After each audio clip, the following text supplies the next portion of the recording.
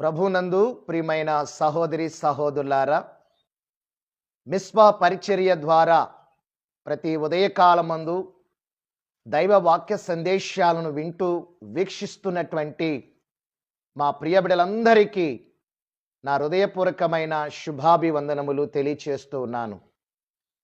ఈ ఉదయకాలమందు మన ధ్యాన వాక్య భాగము పరిశుద్ధ గ్రంథము నుండి ప్రసంగి గ్రంథము 12వ అధ్యాయము 3వ వాక్యము నుండి 6వ వాక్యం వరకు మనం ధ్యానం చేద్దాం. ఆ దినమున ఇంటి కావలి వారు వణుకుదురు, బలిష్ఠులు వంగుదురు,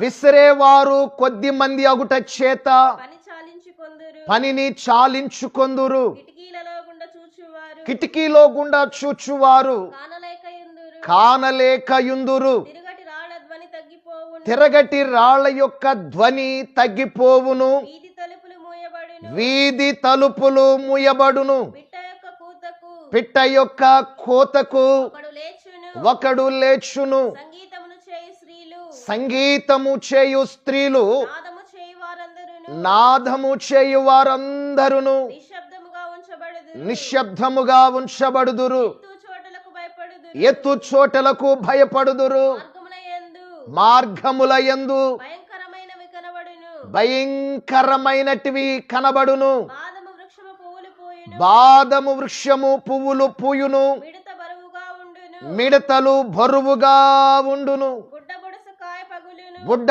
బుడసకాయ పగిలిపోవును. ఎలయనగా ఒకడు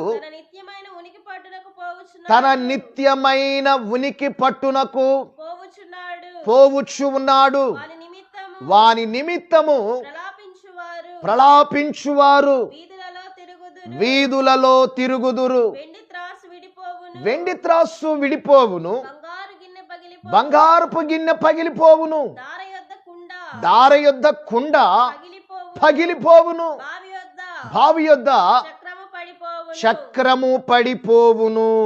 చాలండి.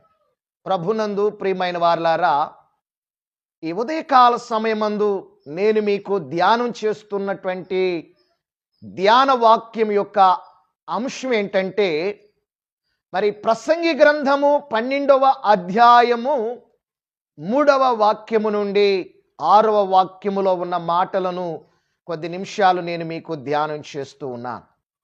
ఈ వాక్య భాగములో మరి జ్ఞాని అయినటువంటి సొలొమోను గారు, మరి దావీదు కుమార్